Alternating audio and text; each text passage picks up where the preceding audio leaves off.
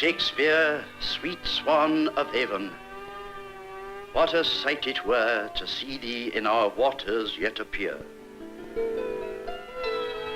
Soul of the age, the applause, delight, the wonder of our stage. My Shakespeare, rise.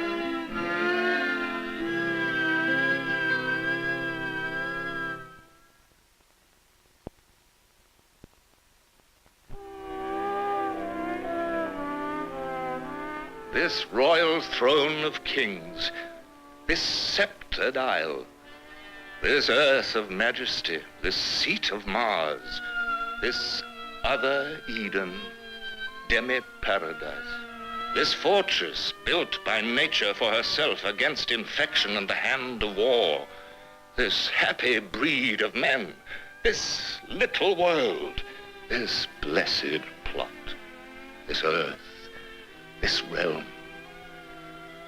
this England. Thus did William Shakespeare, one of the rarest pieces of good luck that ever fell to the share of a race, gentle Will, as his friends called him, whose plays live in every language, salute the country of his birth. This is Stratford, Stratford on the Avon, the town in which Shakespeare was born as it is today.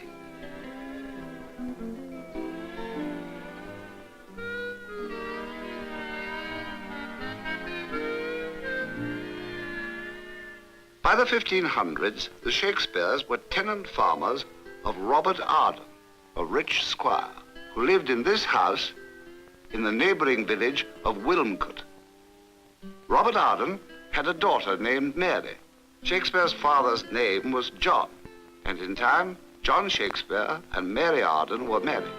They say here, at the little parish church of Aston Cantlow.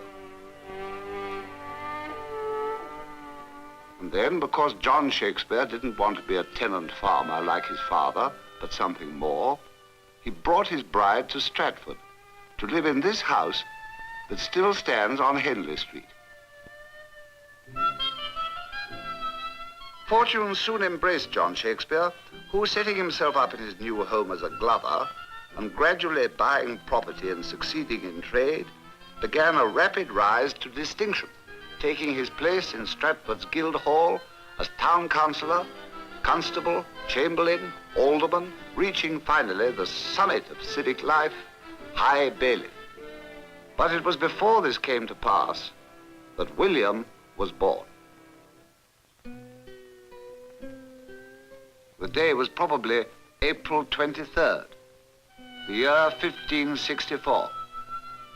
No one, of course, had any way of telling, as water was put to boil over the fire, that what was about to happen was the most notable event in the history of English literature. No doubt, the midwife was called in haste, perhaps greeted the pacing husband here below, and made her way upstairs. In the bedroom, Mary Shakespeare lay waiting to be delivered of child. A boy was born and doubtless put to rest in a cradle close by. If the date was April the 23rd, as tradition holds, Then it was a fitting day, St. George's Day, the patron saint of England. 2 or 3 days later, the child was taken to Holy Trinity Church, and there carried to the baptismal font and christened William.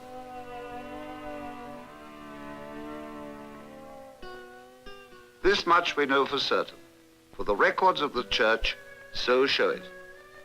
Thus did William Shakespeare come into the world.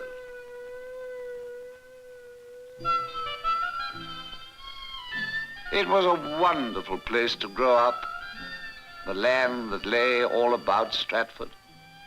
A small boy wandering aimlessly, with such sights to feast his eyes on as would nourish his soul for a lifetime.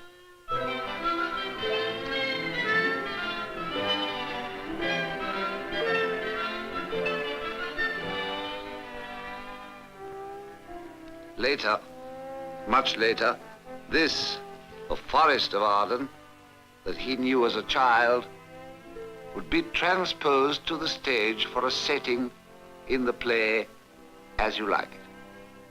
A greenwood tree who loves to lie with me and turn his merry note, his merry, merry note unto the sweet bird's throat.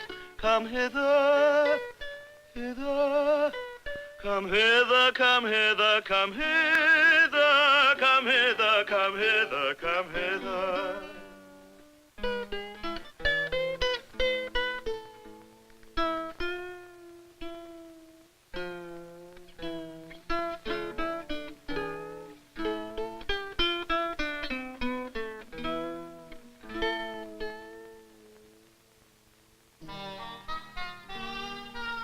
One day, when he was 7 years old, perhaps, and already knowledgeable in elementary reading and writing, taught him by the parish clerk, he leaves his house, no longer free to wander, but instead, with shining morning face, follows the cobbled way to school.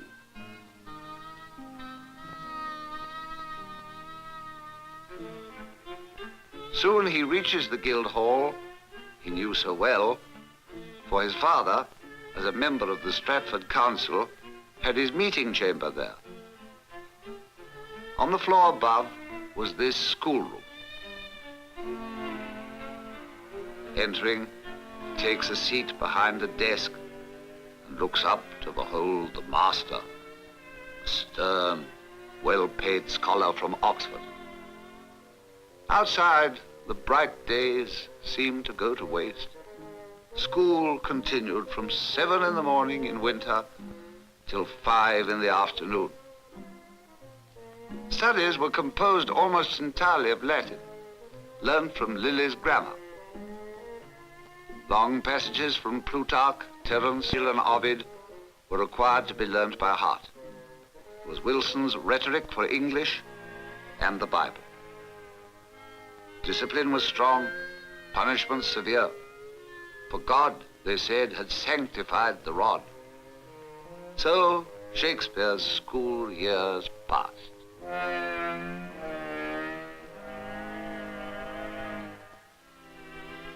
By the time he was 18, and perhaps apprenticed in his father's trade, the family had increased to include 4 others: Gilbert, Joan, Richard, and baby Edmund.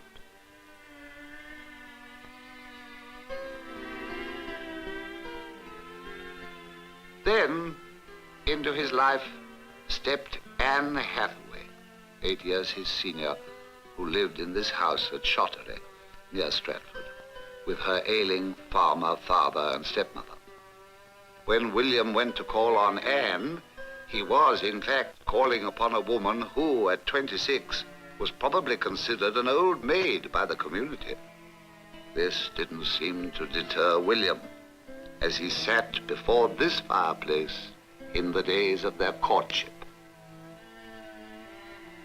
And so, William and Anne were joined together, some believe here, in Temple Grafton.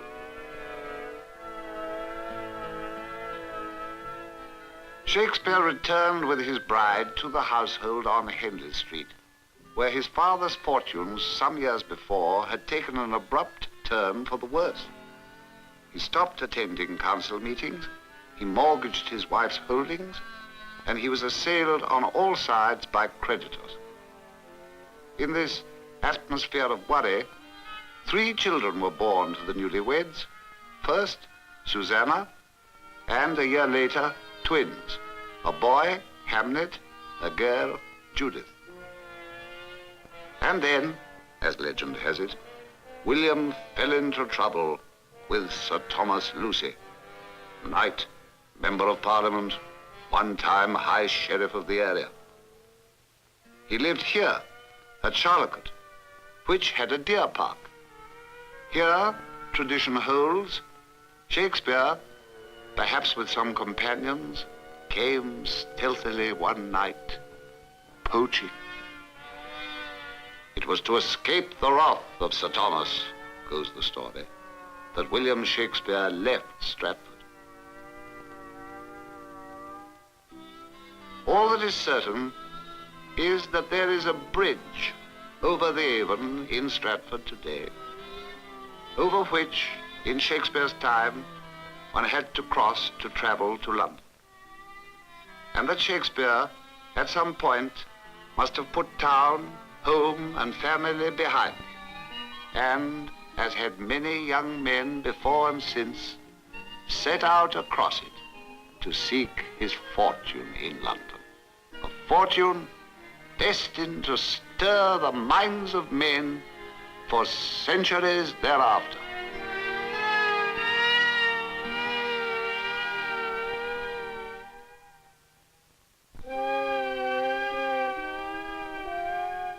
This is what London looked like when William Shakespeare arrived there sometime between the years of 1585 and 1592. These are what Shakespearean scholars call the lost years. Lacking documentary evidence, most of what has been written of him covering this evasive period is pure conjecture. During these years, and by what steps we can only imagine, William Shakespeare became an actor and playwright in the London of Queen Elizabeth. Elizabeth, who, as legend has it, came to Middle Temple Hall in London, where her portrait now hangs, to see a performance of Shakespeare's Twelfth Night. She sat, tradition holds, in this balcony and saw the play performed on this stage. Perhaps with Shakespeare himself, a member of the Lord Chamberlain's company, acting a role.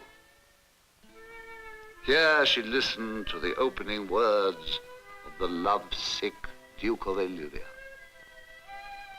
If music be the food of love, play on, give me excess of it, that surfeiting the appetite may sicken and so die. That strain again. It had a dying fall. Oh, it came o'er my ear like the sweet sound that breathes upon a bank of violets, stealing and giving odor. Enough, no more. 'Tis not so sweet now as it was before.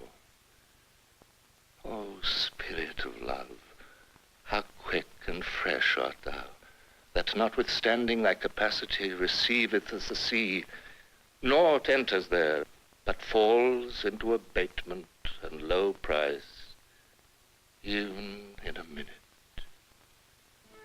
So full of shapes is fancy that it alone is high fantastical.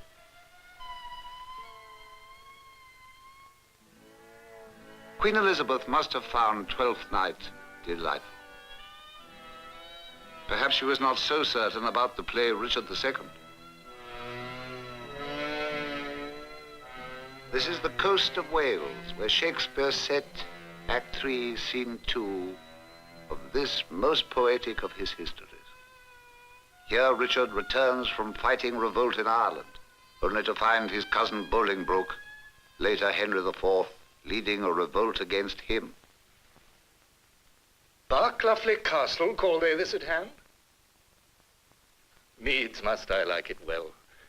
I weep for joy to stand upon my kingdom once again. Not all the water in the rough, rude sea can wash the balm from an anointed king. The breath of worldly men cannot depose the deputy elected by the Lord.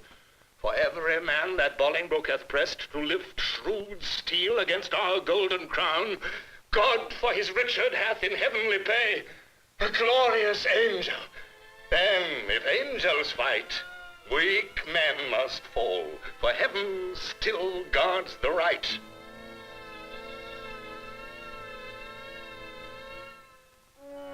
But heaven did not smile upon Richard. Here at Flint Castle, after the desertion of his troops, he's taken prisoner by Bolingbroke. Down, down I come, like glistering phaeton, wanting the manage of unruly jades. In the base court, down, king, for night owls shriek where mounting larks should sing.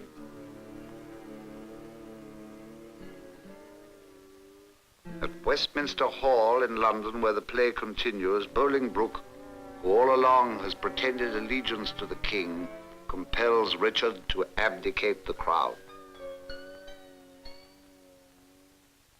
Are you contented to resign the crown? No. No. Why must nothing be? Therefore, no, for I resign to thee. Now, mark me, how I will undo myself. I give this heavy weight from off my head, and this unwieldy scepter from my hand, the pride of kingly sway from out my heart. With mine own tears I wash away my balm. With mine own hands I give away my crown. With mine own tongue deny my sacred state. With mine own breath release all duteous oaths. All pomp and majesty I do forswear. My manors, rents, revenues I forego. My acts, decrees, and statutes I deny. God pardon all oaths that are broke to me. God keep all vows unbroke are made to thee. Make me that nothing have, with nothing grieved, and thou with all pleased that hast all achieved. Long mayst thou live in Richard's seat to sit, and soon lie Richard in an earthy pit. God save King Henry, unking Richard says, and send him many years of sunshine days.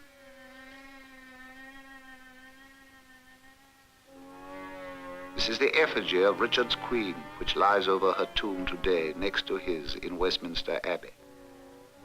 Bolingbroke, fearing even a deposed king as a danger, orders the queen sent to France and Richard imprisoned.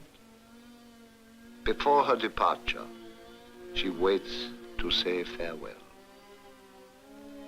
Outside the Tower of London. This way the king will come. This is the way to Julius Caesar's ill-erected tower. But soft, but see, or rather do not see, my fair rose wither. Yet look up, behold, that you in pity may dissolve to dew and wash him fresh again with true love tears. Ah, thou, the model where old Troy did stand, thou map of honor, thou King Richard's tomb, and not King Richard. Thou most beauteous inn, why should hard-favored grief be lodged in thee, when triumph is become an alehouse guest? Join not with grief, fair woman. Learn, good soul, to think our former state a happy dream, from which, awaked, the truth of what we are shows us but this.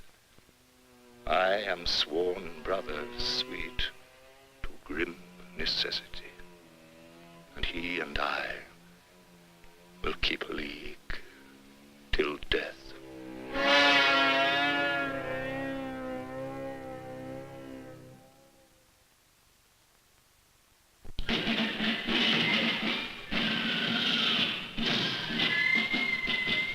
This is Windsor Castle, not far from London. And this is the town surrounding it, where he set his play, The Merry Wives of Windsor. The only play drawn entirely from the life of the English merchant class from which he came. Here in Windsor, Shakespeare's most famous comic character, Sir John Falstaff, is busy wooing two married women at once. Upon a husband's unexpected arrival, they trick him into hiding in a laundry basket. And just as they'd planned their revenge, he's taken and dumped into the water. He emerges wet and blustering.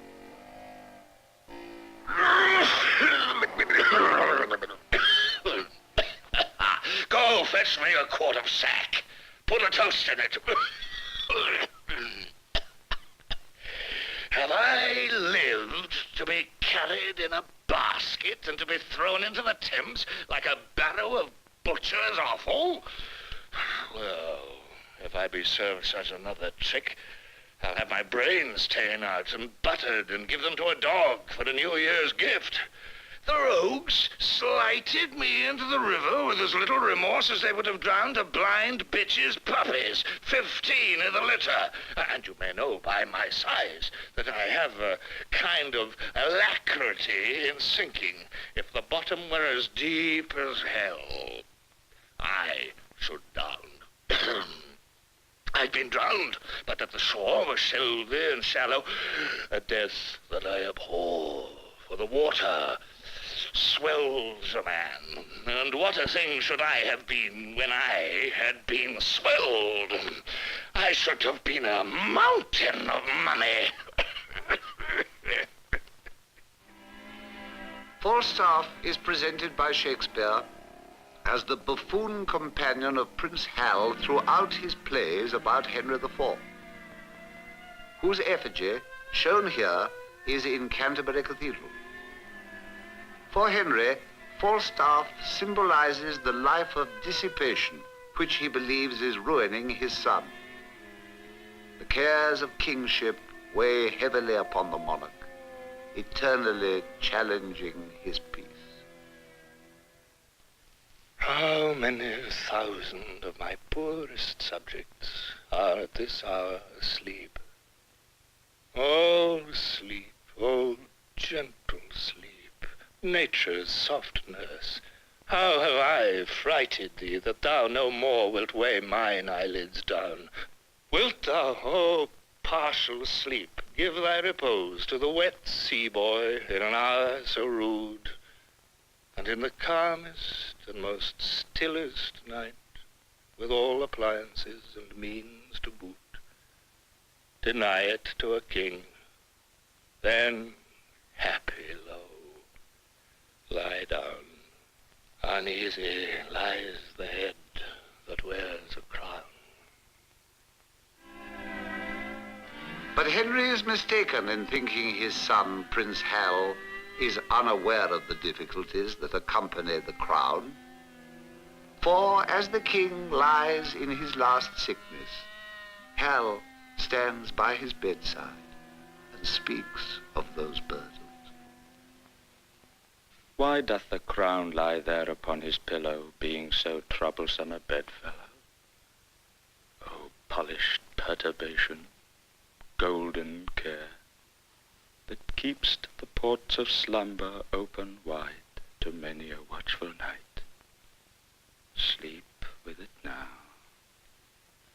O Majesty, when thou dost pinch thy bearer, thou dost sit like a rich armor worn in heat of day that scalds with safety. my gracious Lord, my Father. Thy due from me is tears and heavy sorrows of the blood. My due from thee is this imperial crown, which, as immediate from thy place and blood, derives itself to me. Lo, where it sits, which heaven shall guard, and put the world's whole strength into one giant arm, it shall not force this lineal honor from me. This from thee will I to mine leave, as 'tis left to me. Come hither to me, Harry. I stay too long by thee, I weary thee. Dost thou so hunger for my empty chair that thou wilt needs invest thee with mine honors before thy hour be ripe? Oh, foolish youth, thou seekst the greatness that will overwhelm thee. Thou hast stolen that which after some few hours were thine without offense, and at my death thou hast sealed up my expectation. Thou hidest 1,000 daggers in thy thoughts, which thou hast whetted on thy stony heart, to stab but half an hour of my life. What? Canst thou not forbear me half an hour?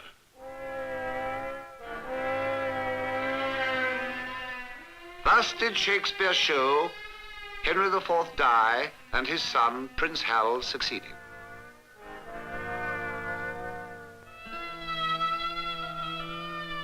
Here at Stratford, while Shakespeare was rising to the pinnacle of success, he suffered a most tragic blow. His only son, Hamlet, the sole heir to the family name, died at the age of 11.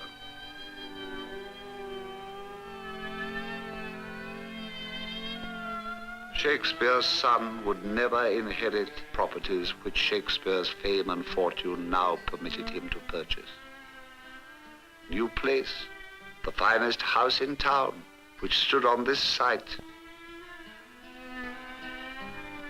Stratford, though he might visit it time and again during his travels as an actor, would perhaps never again be as dear to him.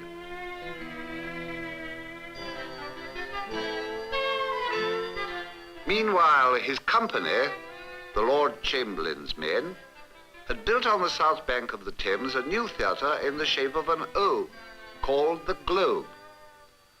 For this new theatre, Shakespeare wrote a new play, turning the Prince Hal of the Henry IV dramas into the great English warrior king, Henry V. In the prologue to the play, he apologizes to the audience for the limits of his stage.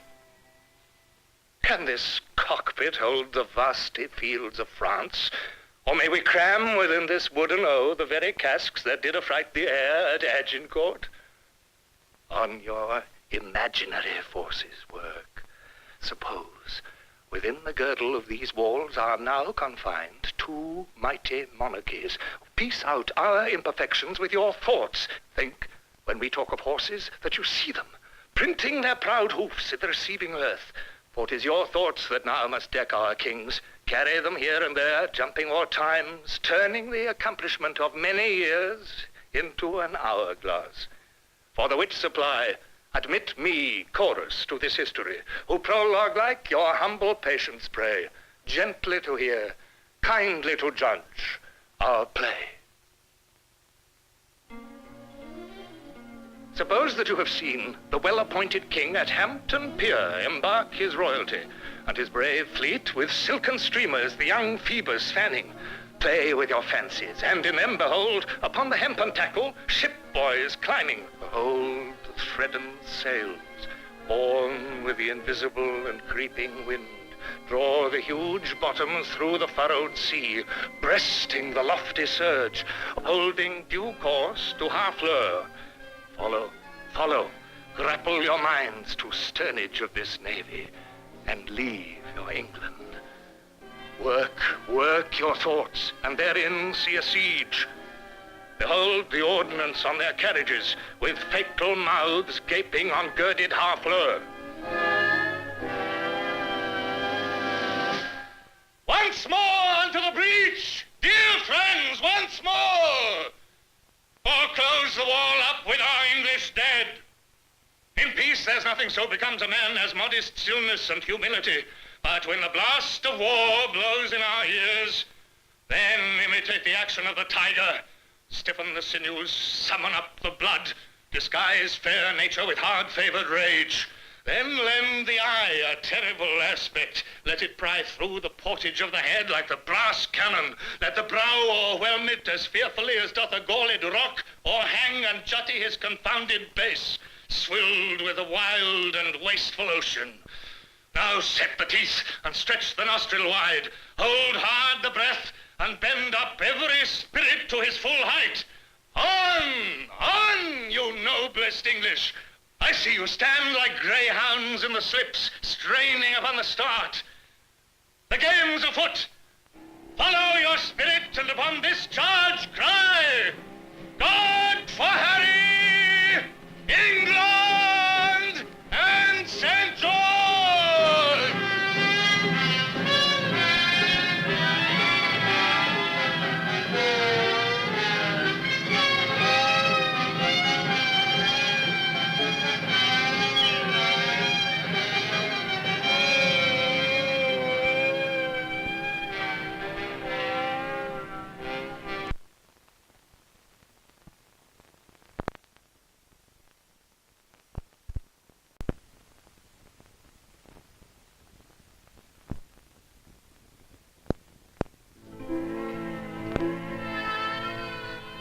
On March the 4th, 1603, after 45 years of glorious rule, Queen Elizabeth died. Died amid a sound rang out, not a bugle sounded. Her successor became James I of England. Due to the terror of the plague, James did not come to London for a year. After the entertainments arranged to greet the king, Shakespeare wrote for his company, now known as the King's Men, one of his greatest tragedies, Macbeth. Shakespeare draws upon the chronicles of Holinshed to tell what happens as Macbeth returns from battle with a fellow chieftain, Banquo, an ancestor of James I. On a Scottish heath, here, tradition says, they come upon 3 witches. Where'st thou been, sister? Killing swine. Sister, where thou? A sailor's wife had chestnuts in her lap and munched and munched and munched. Give me, quoth I, aroint thee, witch, the rump-fed runyon cries. Like a rat without a tail, I'll do, and I'll do. Be the charms wound up. What are these, so withered and so wild in their attire, that look not like the inhabitants of the earth, and yet are on't? Speak, if you can. What are you? All hail, Macbeth. Hail to thee, Thane of Glam. All hail, Macbeth. Hail to thee, Thane of Cawdor. All hail, Macbeth, that shalt be king hereafter. If you can look into the seeds of time, and see which grain will grow and which will not, speak then to me, who neither beg nor fear your favors nor your hate. Banquo and Macbeth, all hail. Stay, you imperfect speakers, tell me more. My Sinel's death, I know I am Thane of Glamis, but how of Cawdor? The Thane of Cawdor lives, a prosperous gentleman, and to be king stands not within the prospect of belief, no more than to be Cawdor. Say from whence you owe this strange intelligence, or why upon this blasted heath you stop our way with such prophetic greeting. Speak, I charge you.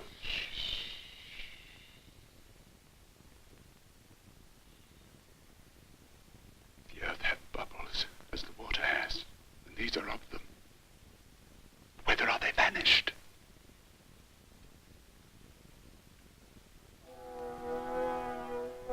Macbeth soon learns that the king, in reward for his valor, has indeed made him Thane of Cawdor.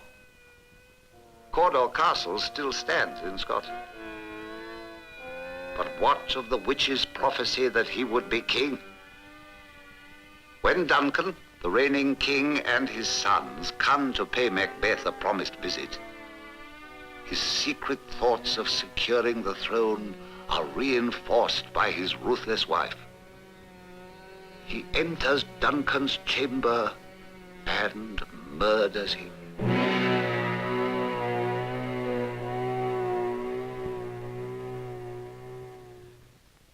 I have done the deed. Methought I heard a voice cry, "Sleep no more. Macbeth does murder sleep. Glamis hath murdered sleep, and therefore Cawdor shall sleep no more. Macbeth shall sleep no more."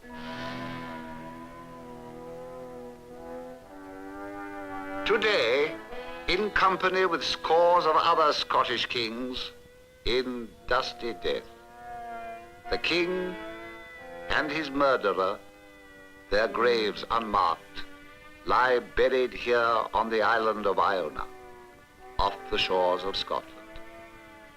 Duncan sleeping his interrupted sleep, and Macbeth perhaps the only sleep he has known since the deed.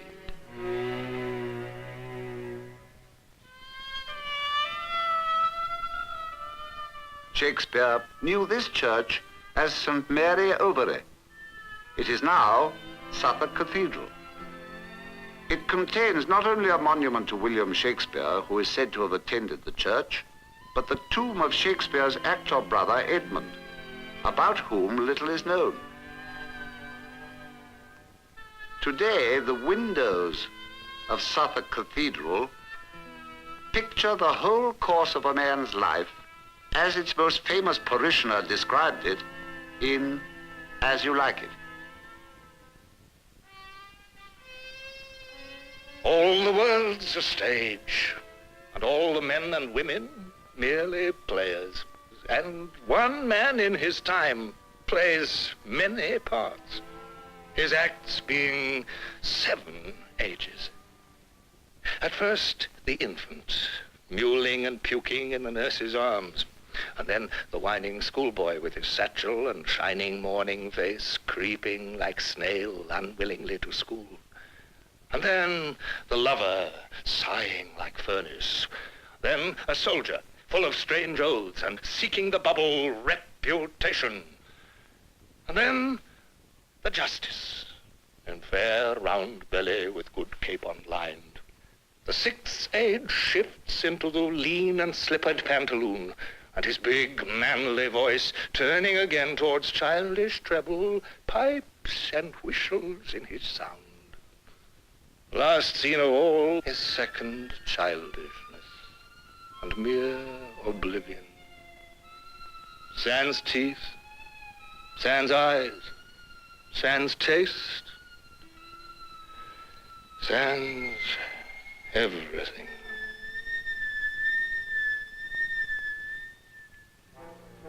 Across the Thames from the cathedral was the tower that dominated the city, like the globe, also famous for its tragedies, the Tower of London.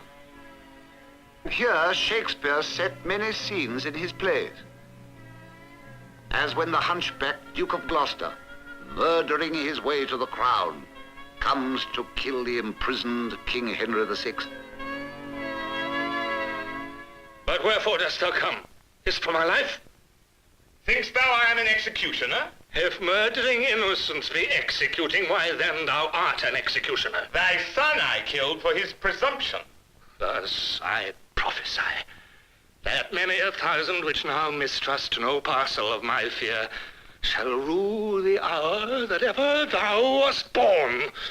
The owl shrieked at thy birth, an evil sign. The night crow cried, a boding luckless time. Dogs howled, and hideous tempest shook down trees. Teeth hadst thou in thy head when thou wast born, to signify thou camest to bite the world. And if the rest be true which I have heard, thou camest... I'll hear no more! Thy prophet in thy speech! For this, amongst the rest, was I ordained. Aye, and for much more slaughter after this. Oh, God, forgive my sins and pardon thee. Down! Down to hell and say I sent thee thither. I, that have neither pity, love, nor fear.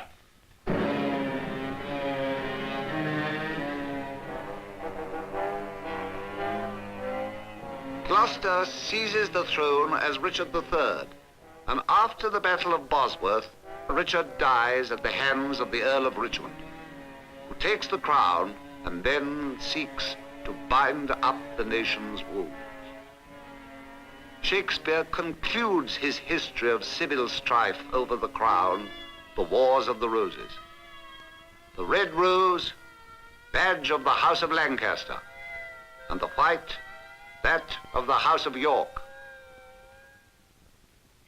Inter their bodies as becomes their births. And then, as we have ta'en the sacrament, we will unite the white rose and the red. Smile heaven upon this fair conjunction that long have frowned upon their enmity.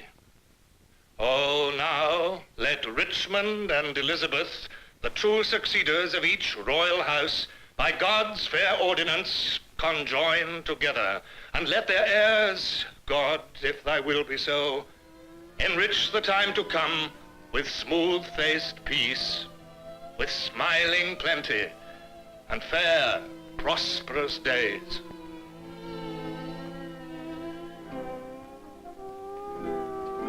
It was at Hampton Court that Shakespeare set a scene in the last of his 10 historical dramas, the story of Richmond's son, Henry VIII. It was built by Cardinal Wolsey and later presented by him in an unsuccessful attempt to curry the king's favor and forestall his fall. Here Shakespeare placed the cardinal to reflect upon his final overthrow. Farewell, a long farewell to all my greatness. This is the state of man. Today he puts forth the tender leaves of hopes. Tomorrow blossoms and bears his blushing honors thick upon him. The third day comes a frost, a killing frost. And when he thinks, good easy man, full surely his greatness is a ripening, nips his root, and then he falls, as I do. Vain pomp and glory of this world, I hate ye. I feel my heart new opened. Oh, how wretched is that poor man that hangs on princes' favors. There is betwixt that smile we would aspire to, that sweet aspect of princes and their ruin, more pangs and fears than wars or women have. And when he falls like Lucifer, never to hope again. Had I but served my God with half the zeal I served my king, he would not in mine age have left me naked to mine enemies.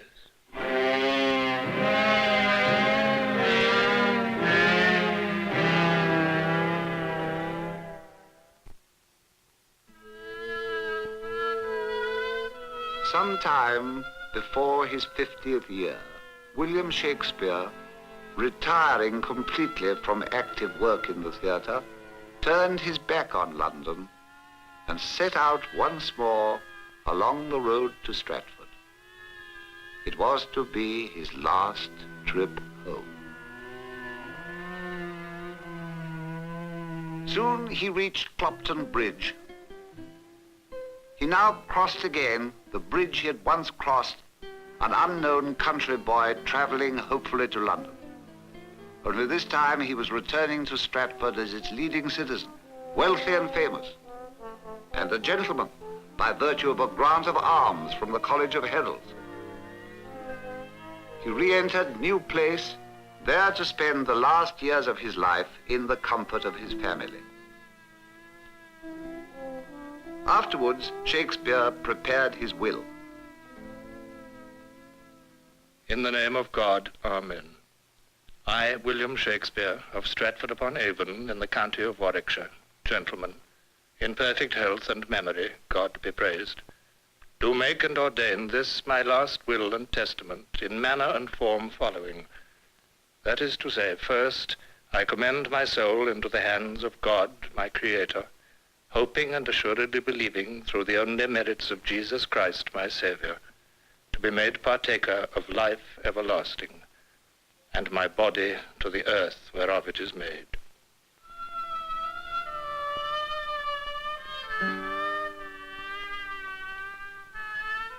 And then, a month later, on the 23rd of April, in the year 1616, the same day on which tradition holds that he was born, at the age of 52 years, time came round, and where he did begin, there he ended.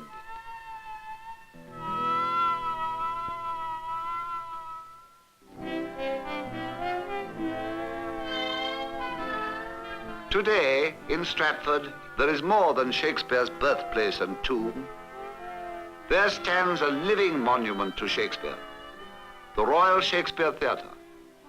Each year, thousands come to it to face the leading actors of the day standing in the spotlight on its stage and hear, echoing over the centuries, Shakespeare's magic words. Ye elves of hills, brooks, standing lakes and groves, you demi-puppets that by moonshine do the green sour ringlets make, and you whose pastime is to make midnight mushrooms that rejoice to hear the solemn curfew, by whose aid, weak masters though ye be, I have bedimmed the noontide sun, called forth the mutinous winds, and twixt the green sea and the azured vault set roaring war. To the dread rattling thunder have I given fire, and rifted Jove's stout oak with his own bolt. The strong-based promontory have I made shake.